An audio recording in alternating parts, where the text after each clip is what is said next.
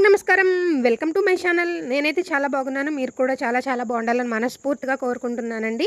వీడియోలోకి వెళ్ళిపోయే ముందు నా ఛానల్ కనుక మీరు కొత్తగా చూస్తున్నట్లయితే తప్పనిసరిగా సబ్స్క్రైబ్ చేసుకోండి. అలాగే సబ్స్క్రైబ్ చేసుకున్న వాళ్ళైతే లైక్ చేయడం అసలు మర్చిపోకండి. మీరు లైక్ చేయడం వల్ల వీడియో అనేది ఇంకొంతమందికి రీచ్ అవుతుందండి. వీడియోలోకి వెళ్ళిపోదామా మరి. స్టవ్తో పని లేకుండా ఈజీగా అల్లం పచ్చడి అయితే తయారు చేసేసుకోవచ్చండి. 5 నిమిషాల్లో. ఎలా చేసుకోవాలి ఏంటి అన్నది చూసేద్దామా మరి.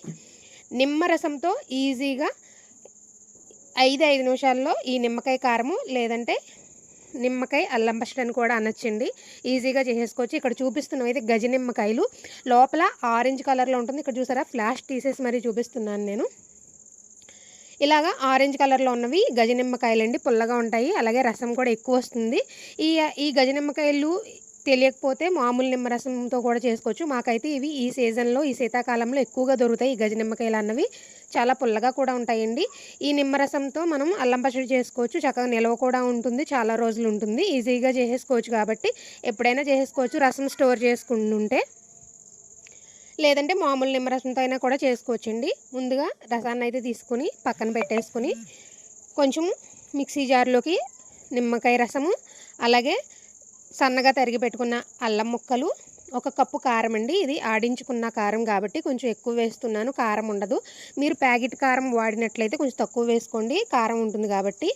దీంట్లో ఉప్పు కూడా తక్కువే పడుతుందండి. 1 కప్పు కారానికి 1/2 కప్పు సాల్ట్ వేసుకోండి. రాళ్ళు ఉప్పు వేసుకున్నట్లయితే ఇంకా కొంచెం తక్కువ వేసుకోండి, తక్కువ పడుతుంది. ఎక్కువ ఉప్పు అయితే పట్టదు, నిమ్మకాయ రసం కదా. అలాగే బెల్లము, కొంచెం జీలకర్ర. దీనికి మోస్ట్ ఇంపార్టెంట్ వచ్చేసి జీలకర్ర కంపల్సరీ. ఈ టేస్ట్ని ఇచ్చేది మొత్తము జీలకర్రేనండి. తప్పనిసరిగా జీలకర్ర అయితే వేసుకోండి. 1 స్పూన్ జీలకర్ర వేసి మిక్సీ పట్టేసి మిగిలిన రసాన్ని కూడా వేసేసి మొత్తం మిక్సీ పట్టేసేయండి ఇలా మెత్తగా. మీకు పులుపు ఎక్కువ అవసరం లేదు అనుకుంటే ఎక్కువ నిమ్మరసం వేసుకోకండి, ముందు వేసింది సరిపోతుంది. చూసారు కదండి, ఇలాగా 5 నిమిషాల్లో అసలు మనకి స్టవ్తో పని లేకుండా ఈజీగా మనం నిమ్మకాయ రసము లేదంటే అల్లం పచ్చడి, నిమ్మకాయ అల్లం పచ్చడి చక్కగా చేసేసుకోవచ్చండి. చాలా టేస్ట్ ఉంటుంది.